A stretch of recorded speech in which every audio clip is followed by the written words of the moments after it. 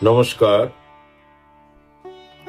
দুর্গাপূজা বিষয়ক জানা অজানা শাস্ত্র সন্ধানের অষ্টম পর্ব অবধি আগে সম্পন্ন করেছি।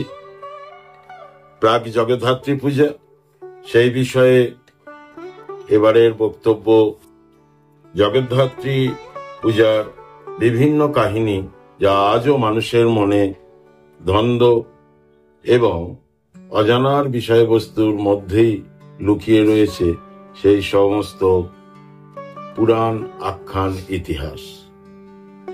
এ বিষয়ে বলতে গেলে দুটো জায়গাকে কেন্দ্র করেই জগদ্ধাত্রী পুজো মূলত সৃষ্টি হয়েছিল, গুপ্তিপাড়া এবং কৃষ্ণনগর। পরবর্তীকালে চন্দননগরের আধিপত্য বৃদ্ধি পায়। এ বিষয়ে বলতে গেলে গুপ্তিপাড়ার ইতিহাস আগে জানতে হয়, তারপরে তার পরিচিতি এবং সেখানকার শিক্ষিত সমাজ সম্বন্ধে বক্তব্য শোনা বিশেষ প্রয়োজন। ভাগীরথীর পশ্চিম তীরবর্তী হুগলি জেলার বর্ধিষ্ণু গ্রামগুলির মধ্যে বলাগড় মণ্ডলান্তর্গত গুপ্তিপাড়া হঠাৎ গজিয়ে ওঠা কোনো নব্য জনপদ নয়। হিমালয় বিধৌত উত্তর পূর্বে প্রবাহিনী পুণ্য ভাগীরথীর স্রোতধারা, দক্ষিণে বেহুলা নদীর স্মৃতি বিজড়িতা নিস্তব্ধতা, ইতিহাস ঋদ্ধ ঐতিহ্য মণ্ডিত গগনচুম্বী কারুকার্য খচিত দেবদেউল সমন্বিত, বৃন্দাবন সম পরিবেশ মণ্ডিত 11 বর্গমাইল পরিমিত ভূখণ্ডই প্রাচীন গুপ্তপল্লী। এই বিষয়বস্তুটি 1430 বঙ্গাব্দে আমারই রচিত ত্রিবিধা জগদ্ধাত্রী পূজা পদ্ধতি গ্রন্থের মাধ্যমে এটা উল্লিখিত আছে। সেই গ্রন্থ নিয়ে আজ আপনাদের সামনে ডালি সাজিয়ে বসেছি।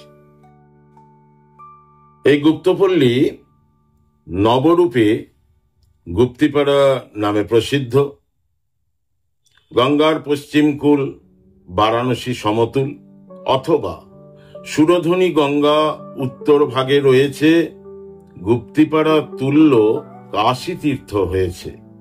এই সমস্ত প্রাচীন মহাপুরুষদের প্রবাদোক্তিকে সম্মান জানিয়ে বারাণসী সম তীর্থপীঠ ও বৃন্দাবন তুল্য প্রাকৃতিক পরিবেশ উপলব্ধির মাধ্যমে ক্রমে ক্রমে বিশাল জনবসতি গড়ে উঠতে থাকে। বেঙ্গল ডিস্ট্রিক্ট গেজেটিয়ার্সে কনসিল্ড কোয়ার্টার্স গুপ্তপল্লী নামে অভিহিত করা হয় আজিকার গুপ্তিপাড়াকে। 760 খ্রিস্টাব্দে কাশ্মীরি কবি কালহনের রাজতরঙ্গিনী গ্রন্থে বঙ্গের এই প্রান্তিক গ্রামটির উল্লেখ পাওয়া যায়। 8ম শতাব্দী থেকে গুপ্তপল্লী বাংলার সংস্কৃত শিক্ষার অন্যতম পীঠস্থান ছিল। পরবর্তী 20 শতাব্দী পর্যন্ত গুপ্তিপাড়ার মাটিতে অসংখ্য বিদ্বান, পণ্ডিত ও সাধকের আবির্ভাব ঘটে। এদের পাণ্ডিত্য খ্যাতি অবিভক্ত বাংলা তথা ভারতব্যাপী বিস্তৃত ছিল। এ বিষয়ে বিখ্যাত ইংরেজ লেখক বঙ্গে সংস্কৃত শিক্ষার অন্যতম কেন্দ্রস্থল রূপে গুপ্তিপাড়াকে চিহ্নিত করেছেন।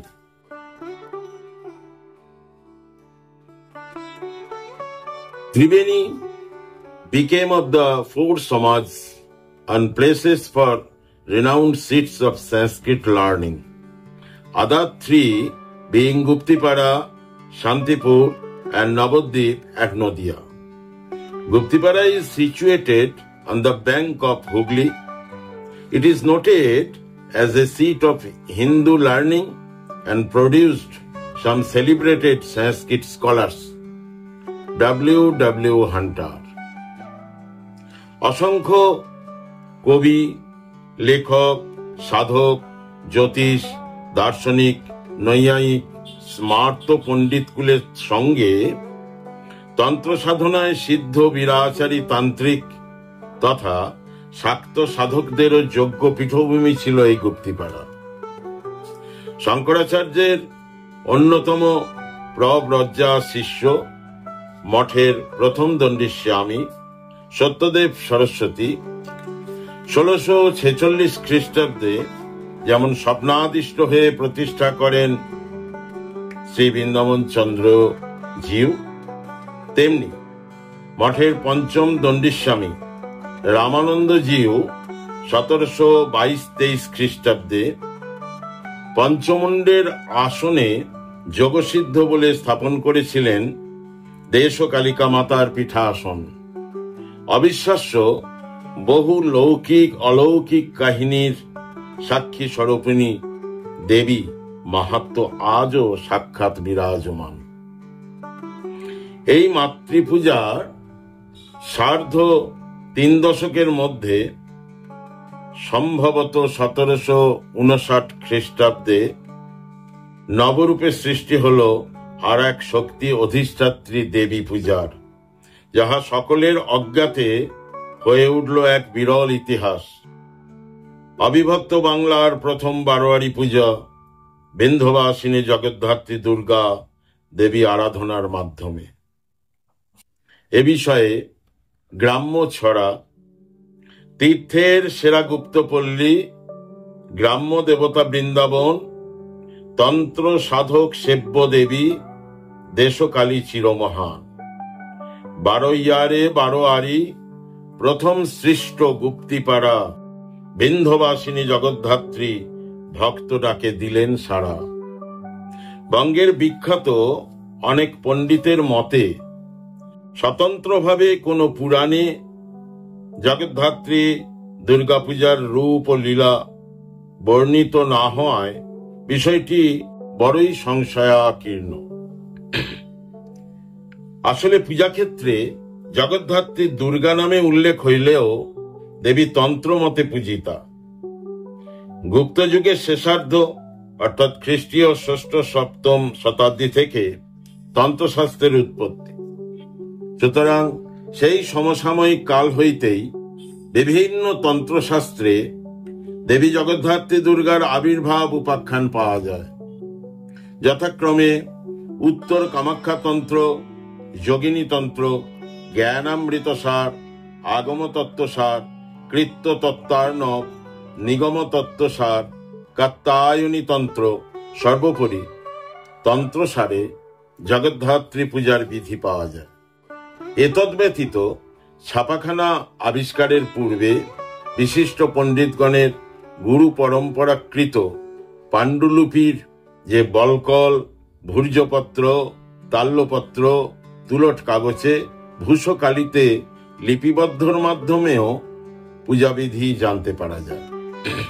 অপরাংশে মার্কণ্ডেয় পুরাণান্তর্গত দেবী মাহাত্ম্য মধ্যে জগদ্ধাত্রী দেবীর অবস্থান বহুলাংশী অনুধাবনযোগ্য।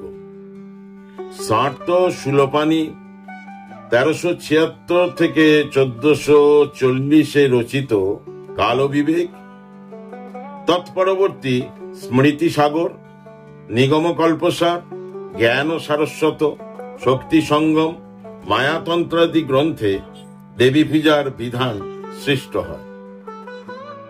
কিন্তু সাধারণের জিজ্ঞাস্য এই যে এত অসংখ্য পুঁথি বা গ্রন্থাদিতে নির্দেশ থাকা সত্ত্বেও ধ্যান অনুযায়ী দেবীর মৃন্ময়ী মূর্তি বা বিধান অনুসারে কবে, কেন, কোথায় প্রথম পূজার প্রচলন হয়েছিল?